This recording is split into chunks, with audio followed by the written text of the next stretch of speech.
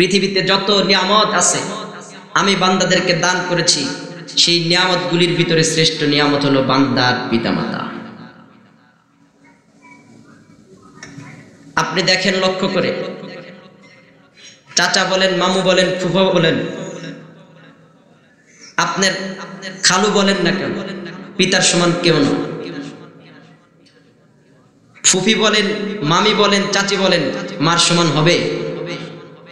এই জন্য আল্লাহ পাক পিতামাতার মর্যাদা সারা পৃথিবীতে বাড়িয়ে দিয়েছেন।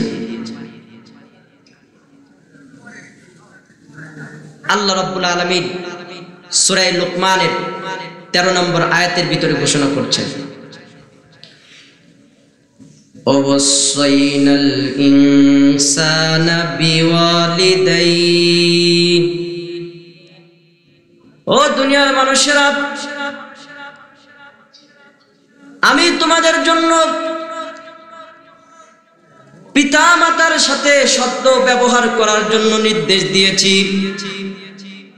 আল্লাহ তাআলা কুরআনুল কারীমের ভিতরে যেখানে তার নিজের হকের কথা আলোচনা করেছেন, সাথে সাথে আল্লাহ পিতামাতার হকের কথা জুড়ে দিয়েছেন। কারণ আল্লাহর নাফরমানিতে যেমন জান্নাত হারাম হয়ে যায়, পিতামাতার নাফরমানিতেও আল্লাহর জান্নাত হারাম হয়ে যায়। ও দুনিয়ার সন্তানেরা, তোমরা কিভাবে তোমাদের পিতাকে ভুলে যাও? সারাটা দিন খেয়ে না খেয়ে কষ্ট করে মাথার ঘাম পায়ে ফেলে তোমার জন্য যিনি খাবারের ব্যবস্থা করেছেন তিনি আর কেউ না, তিনি তোমার জন্মদাতা পিতা। সারা জীবন সুন্দর একটা জামা শরীরে লাগাই নাই, অথচ সন্তানের জন্য টাকা নাই, পয়সা নাই, অন্যের থেকে ধার করে হলে, ঋণ করে হলে, সুদের উপরে নিয়ে হলেও তোমার জন্য সুন্দর সুন্দর জামা কাপড়ের ব্যবস্থা যিনি করেছেন তিনি কে? এই মাহফিলের ভিতরে এমন মানুষ রয়েছেন সারা জীবন সুন্দর একটা জামা শরীরে লাগাই নাই, ভালো কোনো খাবার পেটের ভিতরে দেয় নাই,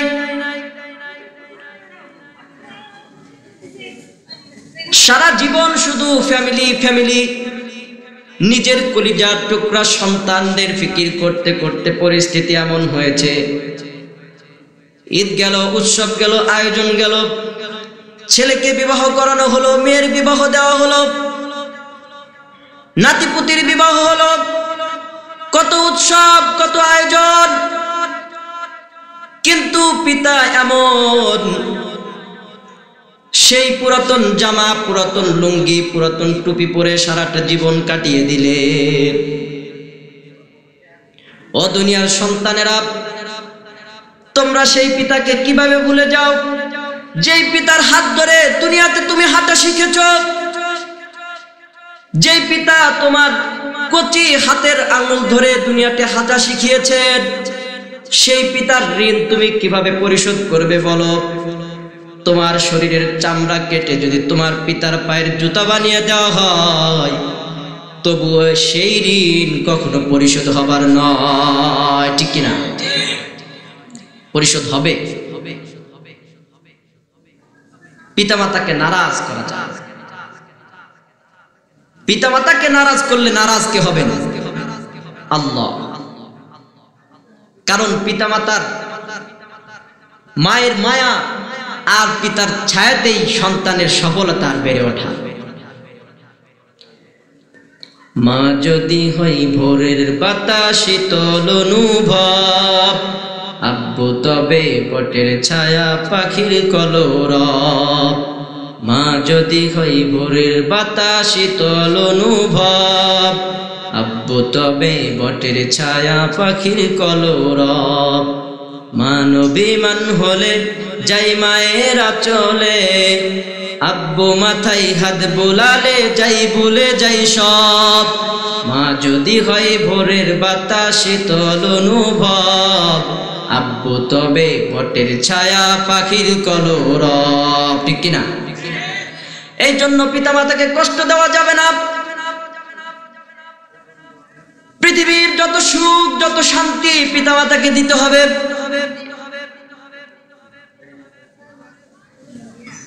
যত ধরনের শান্তি হয়, যত ধরনের কল্যাণ পৃথিবীতে আছে, সব কল্যাণগুলো কাদের জন্য কুরবান করতে হবে বলেন? জোরে বলেন। নাকি আপনারা করতে চান না? করতে চান না? পিতামাতার সাথে যত ধরনের ভালো ব্যবহার আছে, যত কল্যাণ পিতামাতার সাথে করা যায় ততই মঙ্গল, ঠিক কিনা? কারণ তোমার মা তোমার বাবা তোমার জন্য এমন কষ্ট করেছেন, এমন কষ্ট ত্যাগ দিয়েছেন যা সারা পৃথিবীর আর কোনো মানুষ দিতে পারে না।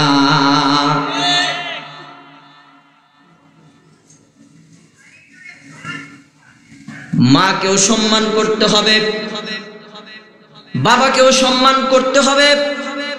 সমান সমান নাকি কম বেশি করার কোনো সুযোগ আছে?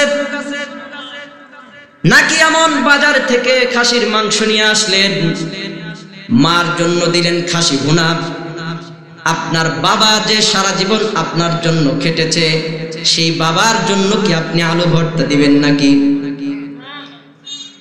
কোন ধরনের কম বেশি করা যাবে না, সব সমান। কিন্তু আল্লাহ রাব্বুল আলামিন মায়ের মর্যাদা পৃথিবীতে 3 গুণ বাড়িয়ে দিয়েছেন, বলে সুবহানাল্লাহ। কারণ মা কষ্ট করেছে 3টা বেশি, এই জন্য আল্লাহ মর্যাদা দিয়েছেন কয়টা বেশি? আল্লাহ মর্যাদা দিয়েছেন 3 গুণ বেশি। আল্লাহ পাক সূরা লোকমানের 14 নম্বর আয়াতের ভিতরে বলেন, হামালাতহু উম্মুহু ওয়াহনান আলা ওয়াহনিন ওয়া ফিসালুহু ফি আমাইন আনিশকুর লি ওয়া লিওয়ালিদাইক ইলাইয়াল মাসির। মা কষ্টের পর কষ্ট সহ্য করে সন্তানকে গর্ভে ধারণ করে, ঠিক 2 বছর পর সন্তান মায়ের বুকের দুধ খাওয়া ছেড়ে দেয়। আল্লাহ তার হাবিবকে ডেকে বলেন, হাবিব, আল্লাহ আপনাকে সৃষ্টি করেছেন এই জন্য আপনি তার শুকর আদায় করুন। পিতামাতা মা আপনাকে গর্ভে ধারণ করেছেন, পিতামাতা লালন পালন করেছেন, এই জন্য তাদের কৃতজ্ঞতা আদায় করুন। আল্লাহ মায়ের মর্যাদা 3 গুণ বাড়িয়ে দিয়েছেন। 3টা কষ্টের কারণে কয়টা কষ্ট? জোরে বলেন। 3টা কষ্টের কারণে আল্লাহ মায়ের মর্যাদা 3 গুণ বাড়িয়ে দিয়েছেন। 1 নম্বর কষ্ট হলো গর্ভে ধারণ করার কষ্ট। যেদিন থেকে সন্তান মায়ের গর্ভে আসে সেদিন থেকে মার খাবার নাই, মার ঘুম হারাম হয়ে যায়। রাত্রিবেলা মা ঘুমাতে চায়, মা ঘুমানোর খুবই প্রচেষ্টা করে, সন্তান মায়ের পেটের ভিতরে এমন জোরে লাথি মারে সারা রাত ব্যথায় ঘুমাইতে পারে না। মার ঘুম হারাম, মার খাবার হারাম, ঠিক মতে চলতে পারেন না, বসতে পারেন না, উঠতে পারেন না। একবার যদি বসে যান তাহলে উঠতে কষ্ট হয়, একবার যদি বসে যান তাহলে উঠতে কষ্ট, আবার যদি দাঁড়ানো থাকেন বসতে কষ্ট, কি হয় না? সব কিছু কষ্টের মধ্যে দিয়ে পার করে রান্না করা লাগে, বাথরুমে যেতে হয়, সব কিছু আরাম হারাম হয়ে যায়। কিন্তু আল্লাহ রাব্বুল আলামিন তিনি এমন কাদের মতলব, সব কিছু মায়ের হারাম কিন্তু সন্তানের নারীর সাথে মায়ের নারীটাকে জয়েন দিয়ে কুদরতি ভাবে 10 মাস 10 দিন আল্লাহ তাআলা বসে বসে খাবারের ব্যবস্থা করেন। মা যখন প্রসবের সময় ব্যথার তাড়নায় ছটফট করে, মায়ের ছটফট করার কারণে প্রসবের এক একটা ধাক্কায় মনে হয় আসমান কেঁপে যায়, জমিন কেঁপে যায়। মনে হয় যেন মার নিঃশ্বাস বাহির হয়ে যাবে, নিঃশ্বাসটা আমার বন্ধ হয়ে যাবে, এমন অবস্থা। কত ব্যথা কত কষ্ট নিয়ে মা সন্তানকে পৃথিবীর আলো দেখতে সাহায্য করে। এই ব্যথা কেউ পৃথিবীর অনুভব করতে পারে না। এমনকি ওই নারী পৃথিবীতে যে সন্তান গর্ভে ধারণ করার যোগ্যতা রাখে না, সেই নারী পর্যন্ত প্রসবের কেমন বেদনা এটা বুঝতে পারে না। 3 নাম্বার কষ্ট হলো দুধ পান করানোর কষ্ট। তোমার মা তোমাকে শুধু দুধ পান করিয়েছে তা নয়, তোমার মা সুন্দর করে তোমাকে গোসল করিয়ে দিয়েছে, তোমার কাপড়গুলো কেচে দিয়েছেন, তোমার মলগুলো মা নিজ হাতে পরিষ্কার করেছেন, তোমাকে আদর দিয়েছেন, সোহাগ দিয়েছেন, ভালোবাসা দিয়েছেন। রাত্রিবেলা তুমি তোমার মায়ের পাশে ঘুমিয়ে আছো, মায়ের পাশে তুমি পেশাব করে দিয়েছো, তোমার মা তোমাকে ফেলে দেয় নাই। সেখান থেকে মা তোমাকে উঠিয়ে আরেক পাশে রেখেছে, তুমি সেখানেও পেশাব করে দিয়েছো, মা তোমাকে ফেলে দেয় নাই। শেষ পর্যন্ত মা তোমাকে তার সিনার মধ্যে লাগায় নিছে, তুমি সন্তান তোমার মার সিনার মধ্যে পেশাব করে দিয়েছো। মার কি কষ্ট! 10 মাস 10 দিন তোমাকে ধারণ করে, প্রসব করে তোমাকে, 2 থেকে 2.5 বছর মা তোমাকে দুধ পান করায়। এই কষ্ট পৃথিবীর কোনো মানুষ সহ্য করে নাই, করেছে কে? মা সহ্য করেছেন। এই জন্য আল্লাহ রব্বুল আলামিন তিনিও আল্লাহ তাআলা তিনিও মায়ের মর্যাদা পিতার চাইতে 3 গুণ বাড়িয়ে দিয়েছেন। সুবহানাল্লাহ। মায়ের মর্যাদাকে আল্লাহ পাক বাড়িয়ে দিয়েছেন। কয় গুণ? 3 গুণ বাড়িয়ে দিয়েছেন। রাসূলুল্লাহ সাল্লাল্লাহু আলাইহি ওয়াসাল্লামের এক সাহাবী নবীজির কাছে আসলেন, এসে বলতেছেন, ইয়া রাসূলুল্লাহ, আমার মাও আছে আমার বাবাও আছে, ইয়া রাসূলুল্লাহ, তাদের ভিতর থেকে কে আমার উত্তম আচরণ পাওয়ার বেশি হকদার? নবীজি বললেন, তোমার মা। সাহাবী আবার জিজ্ঞেস করলেন, ইয়া রাসূলুল্লাহ, তারপরে কে? নবীজি বলেন, তোমার মা। তৃতীয়বার সাহাবী বলছেন, ইয়া রাসূলুল্লাহ, তারপরে কে? নবীজি বলেন, তোমার মা। সাহাবী আবার জিজ্ঞেস করলেন চতুর্থবার, ইয়া রাসূলুল্লাহ, তারপরে কে? বিশ্বনবী বলেন, তোমার পিতা। চতুর্থবার কার নাম বলেছেন? পিতার নাম। নবীজি মার কথা 3 বার উল্লেখ করে বোঝালেন, মায়ের মর্যাদা পিতার চাইতে কয় গুণ বেশি? 3 গুণ বেশি। কেমন বেশি? কেমন বেশি মর্যাদা?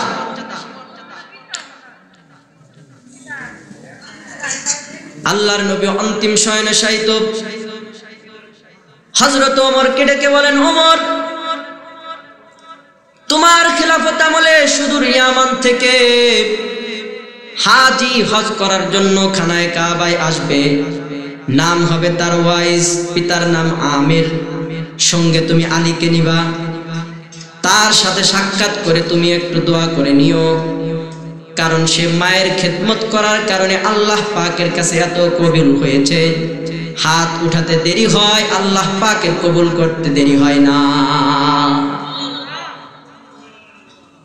আল্লাহর নবীর সাহাবী ওয়াইস আল করনী, হযরত ওয়াইস আল করনী আল্লাহর নবীর জামানা পেয়েছেন, সাহাবিয়তের মর্যাদা তার অর্জন করার সুযোগ ছিল।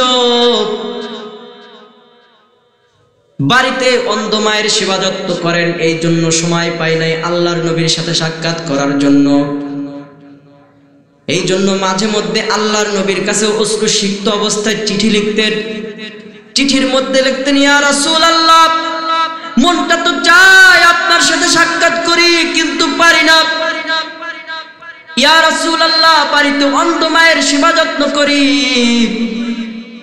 এই জন্য সুযোগ হয় না, সময় হয় না। ইয়া রাসূলুল্লাহ, আল্লাহর নবীর চিঠির প্রতি উত্তরে লিখতেন, ওগো ওয়াইস আল কারনী, আমার সাথে সাক্ষাৎ করতে হবে না, বরং তোমার জন্য তোমার মায়ের সেবা যত্ন করাই উত্তম। মায়ের সেবা যত্ন করার কারণে সাহাবিয়তের মর্যাদাকে সে অর্জন করে নাই, অথচ সাহাবিয়তের মর্যাদা আল্লাহ পাকের কাছে কত পরিমাণ বেশি। আল্লাহু আকবার। সাহাবিয়তের মর্যাদা সম্পর্কে আল্লাহ পাক ঘোষণা করেছেন কুরআনুল কারীমের মধ্যে, রাদিয়াল্লাহু আনহুম ওয়া রাদু আনহু, যাদের প্রতি আল্লাহ তাআলা খুশি, যারা আল্লাহ পাকের প্রতি খুশি, এমন মানুষগুলো জান্নাতি হওয়ার ব্যাপারে কোনো ধরনের কোনো সন্দেহ আছে? আল্লাহ পাক এই পরিমাণ মর্যাদা বাড়িয়ে দিয়েছেন সাহাবীদেরকে। আল্লাহর হাবিব ফরমান, আসহাবি কান নুজুম, ও পৃথিবীর মানুষ শুনে রাখো, আমার এক একটা সাহাবী আসমানের তারকার মতো।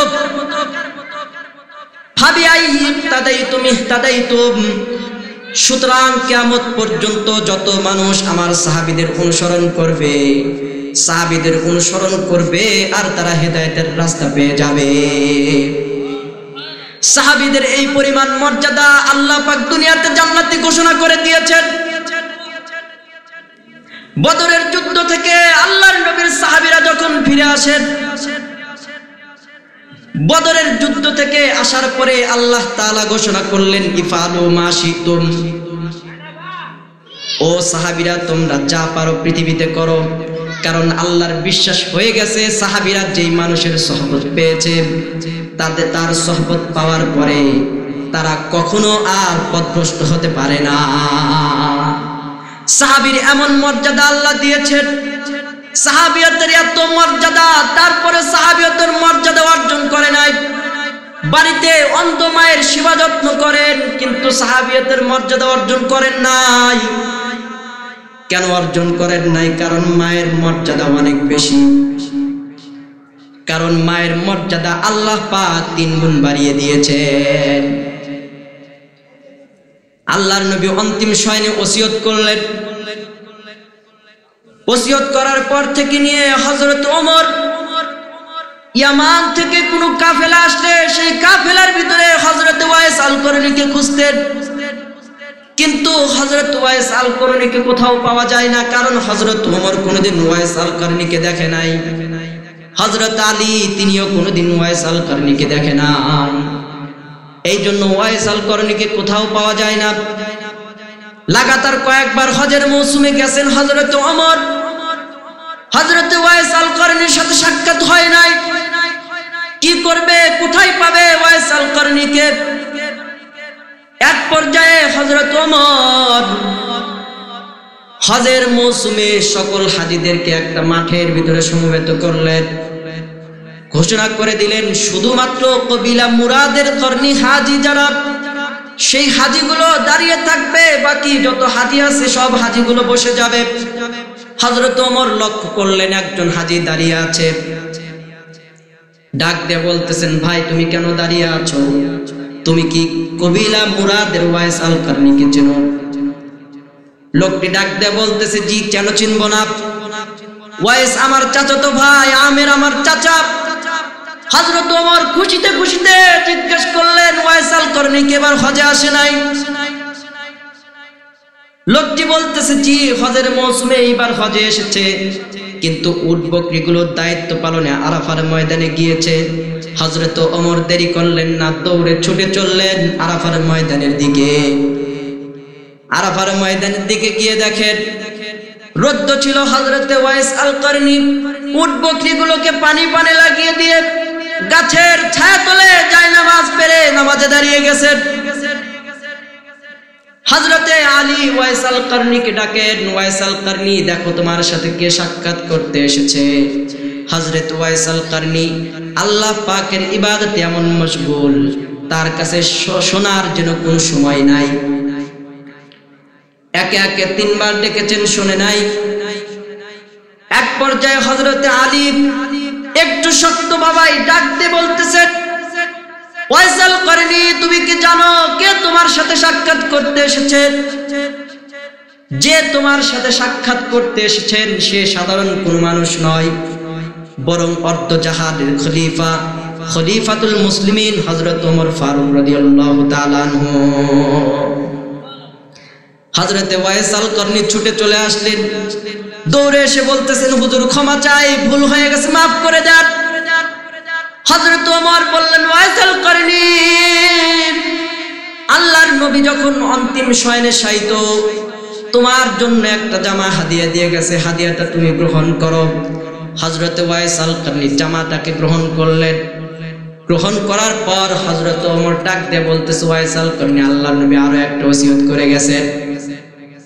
আর একটা ওসিয়ত হলো, আল্লাহর নবী বলে গেছেন, আমার জীবদ্দশায় তুমি ওয়াইসাল করনির সাথে যদি আমার সাক্ষাৎ হয় তাহলে আমি যেন তোমার মাধ্যমে আল্লাহর কাছে দোয়া করে নেই, কারণ তুমি নাকি মায়ের খেদমত করার কারণে আল্লাহ পাকের কাছে এই পরিমাণ কবুল হয়েছো। তুমি হাত উঠাতে দেরি হয়, আল্লাহ পাকের কবুল করতে দেরি হয় না।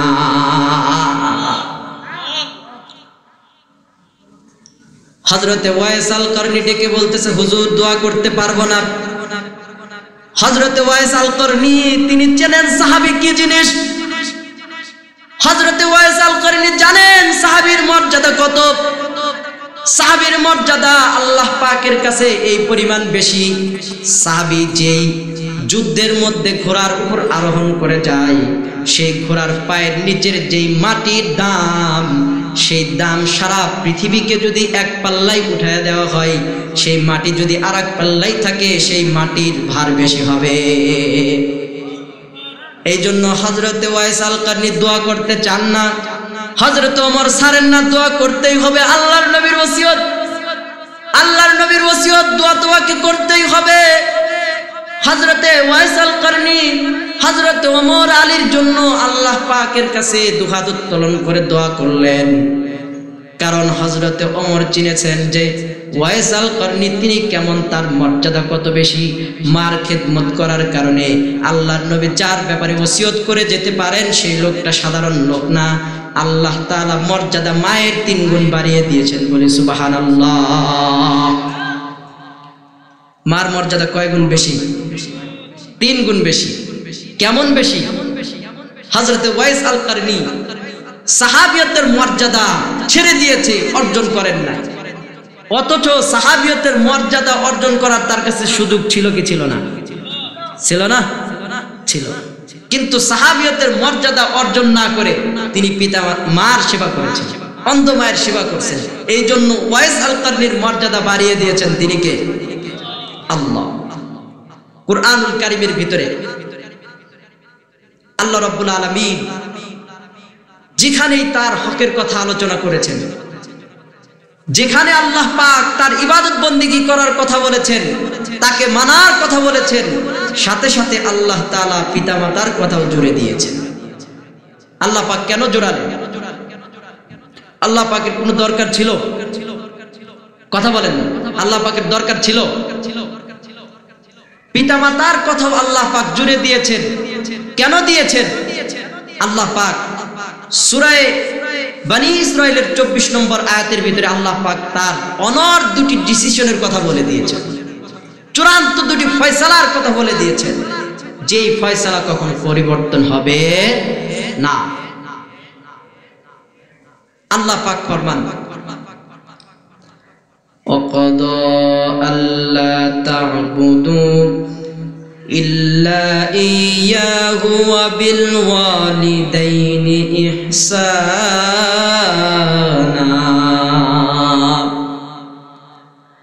ও দুনিয়ার মানুষেরা, আমার চূড়ান্ত 2টি ফয়সালা শুনে নাও। এক হলো ইবাদত হবে আল্লাহ তাআলার, আল্লাহ ছাড়া আর কারো ইবাদত করা যাবে না।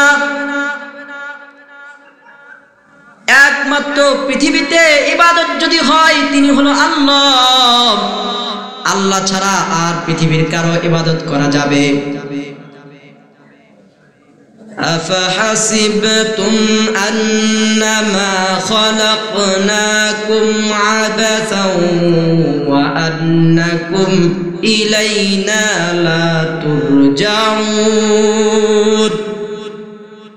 তোমরা কি মনে করেছো তোমাদেরকে পৃথিবীতে আমি অনর্থক সৃষ্টি করেছি? তোমরা কি মনে করেছো তোমাদেরকে আমি অনর্থক পৃথিবীতে বানিয়েছি? তা নয়। আল্লাহ বলেন ওয়ামা খালাকতুল জিন্না ওয়াল ইনসা ইল্লা লিয়াবুদুন। আমি মানব জাতি আর জিন জাতিকে সৃষ্টি করেছি একমাত্র আমার ইবাদতের জন্য। এই জন্য বান্দা নামাজ পড়ে, এই জন্য বান্দা রোজা রাখে, ইবাদত করে, হজ করে, যাকাত দেয়, এমনকি যত পৃথিবীতে নেকির কাজ হতে পারে সব নেকির কাজ বান্দা করে কি করে না? করে তো করেই। প্রতিদিন 5 ওয়াক্ত নামাজের ভিতরে আল্লাহ পাকের কাছে সেই যে পুণ্যের আমল, নেক আমলের মধ্যে আল্লাহ তাআলার কাছে অটল থাকার দোয়াটা পর্যন্ত করে নেন। আল্লাহ তাআলাকে প্রতিদিন 5 ওয়াক্ত নামাজের ভিতরে ডাক দেয়া কর, ইহদিনাস সিরাতাল মুস্তাকিম। আল্লাহ আপনি আমাদেরকে সিরাতে মুস্তাকিম দান করুন, সঠিক পথের উপর আমাদেরকে পরিচালিত করুন। আল্লাহ ডাক দিয়ে বলে বান্দা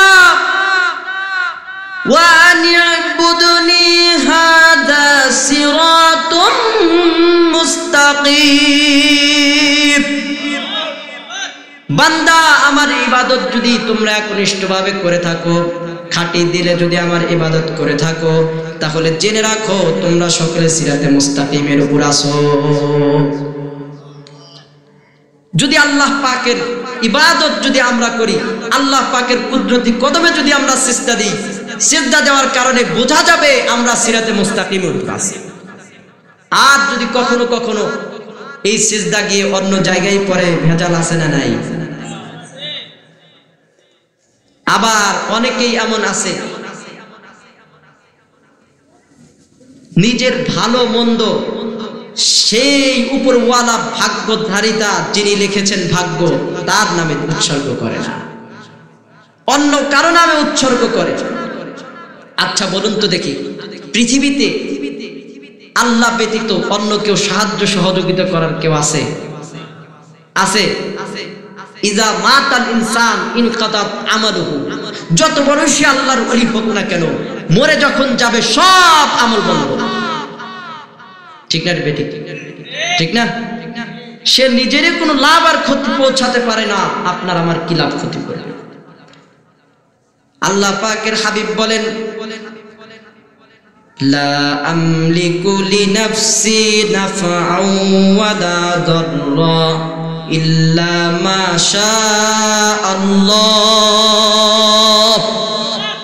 ও দুনিয়ার মানুষেরা, আমি তো আমার নিজের কোন লাভ আর ক্ষতি পৌঁছাতে পারি না, তোমাদের কি লাভ আর ক্ষতি পৌঁছাবো বলো? আল্লাহ পাকের হাবিব যেই জায়গাতে তার নিজের কোনো লাভ আর ক্ষতি পৌঁছাতে পারে না, এইরকম দাবি যদি পৃথিবীর কোনো মানুষ করে, পীর কেবলা, মুর্শিদ কেবলা, এমন যদি কেউ দাবি করে, তাহলে বুঝে নেন এটা পরিষ্কার ভণ্ডামি ছাড়া অন্য কিছুই হতে পারে না। এই জন্য আল্লাহ রাব্বুল আলামিন বলেছেন ইবাদত হবে আমি আল্লাহর, আল্লাহ ছাড়া পৃথিবীতে আর কারো ইবাদত করা যাবে না। সারা পৃথিবীতে যত নবী রাসূল এসেছেন, সব নবী রাসূলগুলো আল্লাহ পাকের দিকে মানুষকে আহ্বান করেছেন। নবীরা ডেকেছেন কুলু লা ইলাহা ইল্লাল্লাহ তুফলিহুন, তোমরা সকলে আল্লাহ পাকের কালিমা পড়ার সফলতা পেয়ে যাও। এমনকি সারা পৃথিবীতে যত নবী এসেছেন, সব নবীরা আল্লাহ পাকের বান্দাদেরকে দাওয়াত দিয়েছেন, ইয়া কওমি ইবুদুল্লাহা মা লাকুম মিন ইলাহিন গায়রুহু আফালা তাত্তাকুন। ও আমার স্বজাতির লোকেরা, ও আমার জাতি ভাইরা, ও আমার মুহাব্বতের মানুষগণ, তোমরা কেন আল্লাহ তাআলার ইবাদত করো না? আল্লাহ পাককে কেন তোমরা রব মানো না? তোমরা আল্লাহ পাকের ইবাদত করো, মূর্তিগুলোর ইবাদত ছেড়ে দাও। আল্লাহ পাকের নবীরা যারা দুনিয়াতে এসেছিলেন সব নবীদের দাওয়াত ছিল লা ইলাহা ইল্লাল্লাহ, আর আল্লাহর ইবাদত করা, ঠিক না বেঠিক? আল্লাহ পাকের ইবাদত করো, আল্লাহ পাকের ইবাদত করো, মূর্তির ইবাদত ছেড়ে দাও। আল্লাহ এই জন্য ঘোষণা করে দিয়েছেন ইবাদত হবে একমাত্র আল্লাহর। পৃথিবীতে আল্লাহ ছাড়া আর কারো ইবাদত করা যাবে না। আল্লাহ পাকের চূড়ান্ত ফয়সালার 2 নাম্বার ফয়সালা হলো ওয়া বিল ওয়ালিদাইনি ইহসানা, ইবাদত হবে একমাত্র আল্লাহ তাআলার, ইহসান হবে পিতামাতার।